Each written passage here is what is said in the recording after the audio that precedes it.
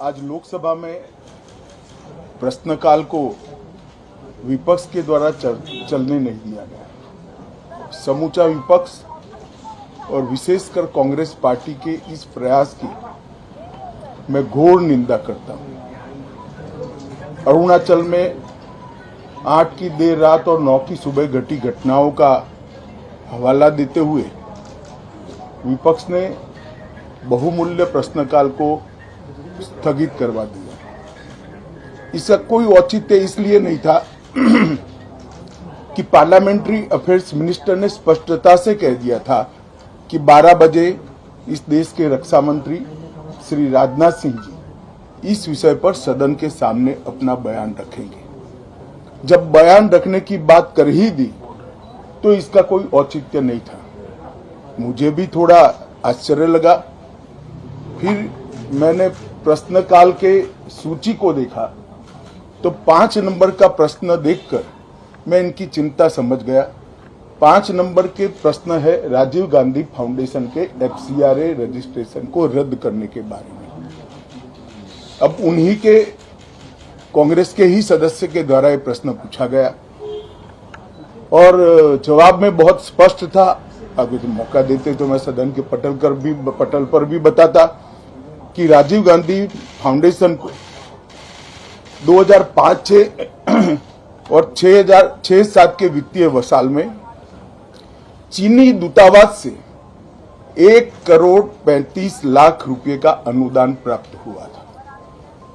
चूंकि FCRA के कानून और उसकी मर्यादाओं के अनुरूप नहीं था तो नोटिस देकर पूर्णतया कानूनी प्रक्रिया का अनुपालना करते हुए गृह मंत्रालय ने इसका रजिस्ट्रेशन रद्द किया था।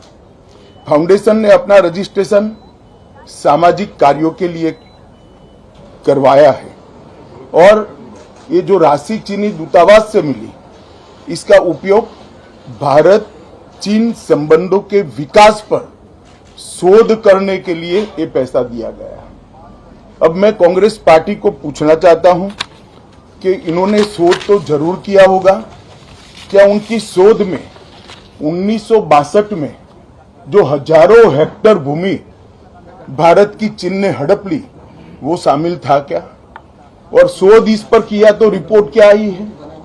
नेहरू जी के प्रेम के कारण सुरक्षा परिषद में भारत की स्थायी सदस्यता बलि चढ़ गई। इस विषय को उन्होंने शोध का विषय बनाया था क्या? और अगर बनाया था तो इसका नतीजा क्या हुआ? जिस वक्त गलवान के अंदर हमारे सेना के वीर जवान चीनियों से भिड़ रहे थे उस वक्त चीनी दूतावास के अधिकारियों को कौन रात्रि भोज दे रहा था? वो उनकी शोध का विषय था क्या? अगर था तो उसका नतीजा क्या हुआ? जब उनकी सरकार थी तो 2006 में भारत में चीन के दूतावास ने पूरे अरुणाचल और पूरे नेफा पर दावा कर दिया। वो उनकी शोध का विषय था क्या?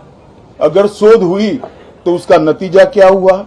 25 मई 2007 को चीन ने कांग्रेस के ही मुख्यमंत्री दोरजी खंडू को वीजा देने से इनकार कर दिया क्योंकि ये तो हमारा ही हिस्सा है अरुणाचल। ये भी शोध किया गया क्या? 13 अक्टूबर 2009 को मनमोहन सिंह की अरुणाचल यात्रा पर चीन ने आपत्ति जताई, वो आपने जांच किया है क्या? और 2010 में चीन ने जम्मू कश्मीर के लोगों को ट्रिपल वीजा जारी करने की प्रथा शुरू की, ये भी क्या आपका शोध का विषय था? 2011 में कांग्रेस सरकार ने चीन की धमकी के बाद हमारे रोड और वाइटल बॉर्डर इंफ्रास्ट्रक्चर्स का निर्माण डैम चौक में रोक दिया। ये क्यों रोका गया इसकी भी शोध की है। मैं कांग्रेस पार्टी को पूछना चाहता हूं, ये दोगला रवैया जनता के सामने नहीं चलता है।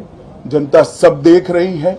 आपके परिवार द्वारा चलाया गया फाउंडेशन उसका FCRA रजिस्ट्रेशन चीन की दूतावास से मिले हुए अनुदान से समाप्त हुआ है। आपके ही समय में हजारों किलोमीटर भूमि अवैध रूप से हमसे हड़प ली गई है। आपके ही समय में हमें मिली हुई सुरक्षा परिषद की सदस्यता आपने निजी संबंधों को बनाने के लिए चीन की भेंट कर दी है। ये सारी जनता ये सभी विषयों को जानती है। मैं इतना स्पष्ट कहना चाहता हूं कि भारतीय जनता पार्टी की सरकार है, नरेंद्र मोदी इसके प्रधानमंत्री है, और जब तक भारतीय जनता पार्टी की मोदी सरकार चल रही है, 1 इंच जमीन पर भी कोई कब्जा नहीं कर सकता। कल अपने सेना के जवानों ने जो 8 की देर रात को और 9 की सुबह को जो वीरता दिखाई है, मैं इसकी भूरी भूरी प्रशंसा करता हूं। इन्होंने घुसे हुए सभी लोगों को कुछ ही घंटों में वापस खदेड़ दिया और हमारी भूमि का रक्षण किया है। राजीव गांधी फाउंडेशन के FCRA लाइसेंस रद्द होने का एक दूसरा भी कारण था। इस्लामिक रिसर्च फाउंडेशन के जिसका प्रणेता जाकिर नायक है, जाकिर नायक को पूरा देश जानता है, उनसे भी 7 जुलाई 2011 को 50 लाख रुपया राजीव गांधी फाउंडेशन ने प्राप्त किया था।